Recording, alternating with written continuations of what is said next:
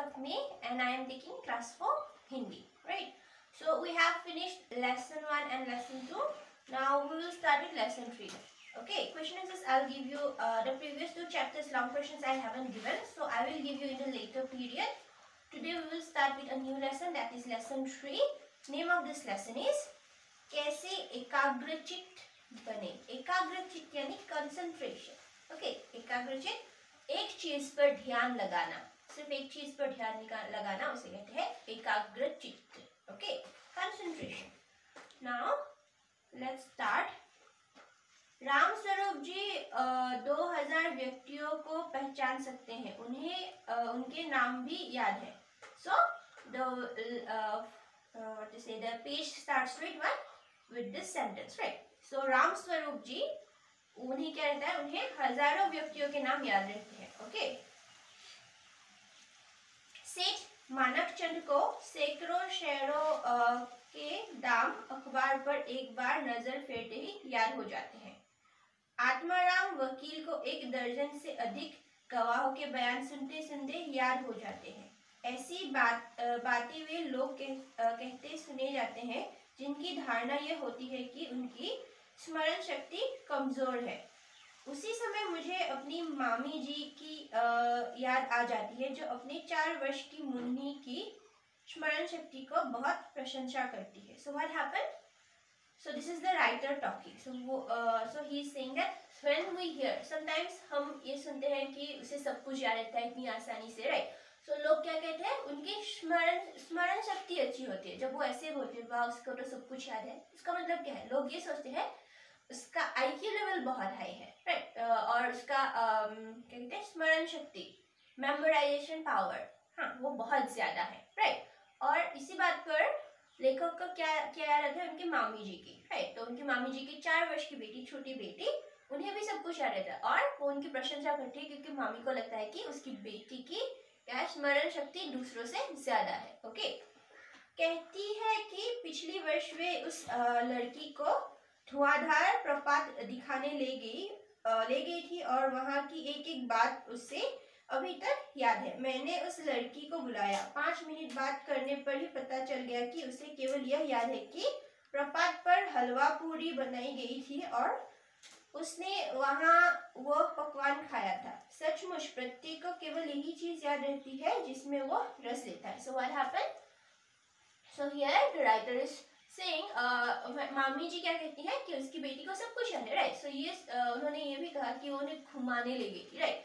कहीं घुमाने ले गई थी और उसे उस जगह की हर बात याद है. ये सुनकर लेखक को क्या लगा, वो उससे बात करना चाहती थी, right? So she called the baby, the little girl.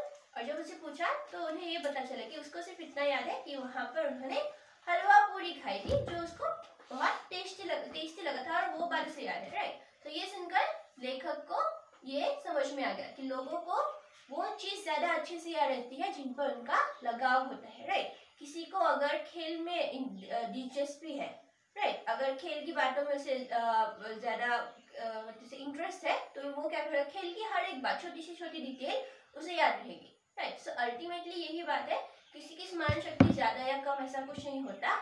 जो लोग किसी चीज जिसे कोई चीज अच्छी लगती है तो वो उस चीज की हर बात उसे याद रहती है automatically, right? So it's because they like it, right? Something that you don't like, you don't want to remember, right? So Ramswaroop ji को 2000 व्यक्तियों के नाम इसलिए याद है क्योंकि वे व्यक्तियों के नाम में रस लेते हैं. सो जब लोग कहते हैं कि राम स्वरूप जी को इतने सारे लोगों के नाम याद है, दैट्स सिंपली बिकॉज उन्हें लोगों के नाम जानने में इंटरेस्ट है, right? He likes it. Manakchand ji को मिलों के शेयर के भाव याद हो जाने का कारण उनका शेयर का व्यापार है. So the person who likes share marketing, right, that's because he is also indulged in that business, right? He is connected with the business, that's why he remembers it. और वकील साहब को गवाहों के बयान इसलिए याद हो जाते हैं क्योंकि यदि वे उन्हें ध्यान से ना सुने तो मुकदमे की पैरवी कैसे करेंगे. So if he doesn't remember, right, गवाह, a lawyer, if he doesn't remember his these people, right, उनके गवाह अगर याद नहीं होंगे तो वो केस कैसे लड़ेंगे, right? He have to specified in a code, so he needs to remember that, right? So वही जो काम हम करते हैं, अगर कोई थिंग कुछ भी उससे रिलेटेड हो तो हमें वो आसानी से याद रह जाते हैं, other than the other things. Okay.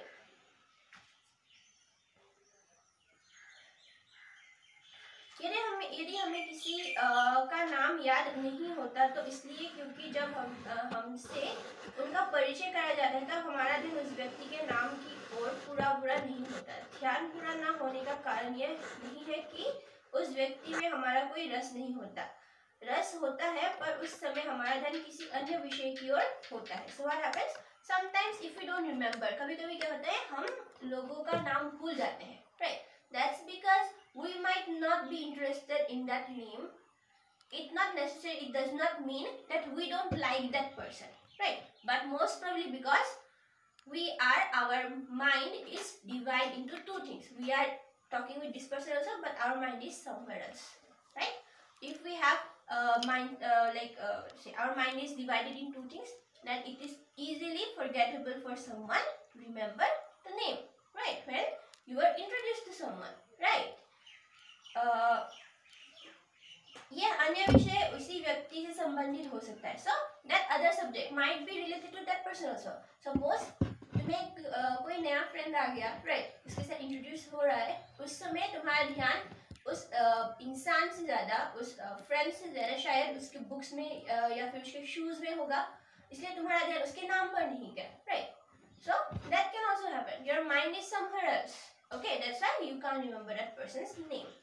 उसकी शक्ल, उससे हमारा काम, उससे बातचीत कैसे शुरू की जाए आदि. So you might even be thinking, how should I start talking to that person? जब वो चीज दिमाग में चल रहा होता है तो कोई अगर तुमसे उसका नाम भी बोले तो क्या होता है, तुम वो भूल जाते हो, राइट?